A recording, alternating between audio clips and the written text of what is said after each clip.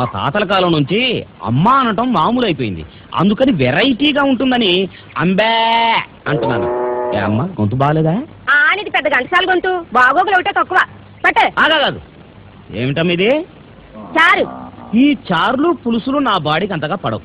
కాసింత మాంసం కూర, చికెన్ కురుమో, చేపల పులుసు లాంటివి వేసుకోమని ఎన్నిసార్లు చెప్పాలి? నిన్ను కష్టంలో పెట్టా, నా మొగుడే నన్ను నిలదీసి అడగడు. నీకెంత పొగరా? పోయా. పోతాంలేమమ్మా, పోకపోతే నీతో కాపురం చేస్తామా? నీ ఇల్లు కాకపోతే 100 ఇళ్ళు. అంబే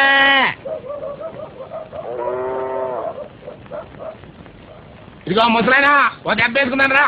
ఓ పోవయ్యా, దెబ్బలేదు దవసం లేదు. నీలాగా నాకేం పని లేదనుకున్నావా? ఎల్లవయా సొంచు మొఖవాడా, లేకపోతే నాకేమన్నా ప్యాసింజర్లు కరువు అయిపోతారు అనుకున్నావా?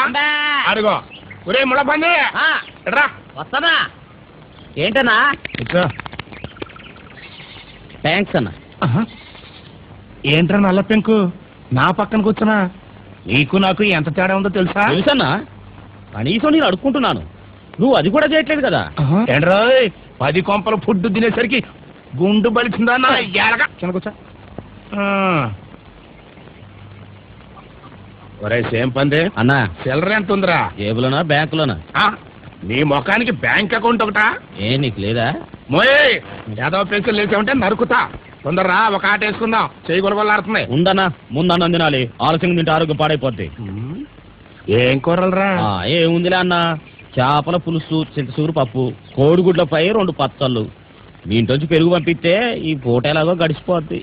తమరు తినే భోజనం ప్రైమ్ మినిస్టర్ ఆఫ్ ఇండియా కూడా తినలేరు. అదృష్టవంతులు. గొంతు సవరించి గట్టిగా అంబా అన్నారు. నా అదృష్టం నీకు పట్టుద్ది.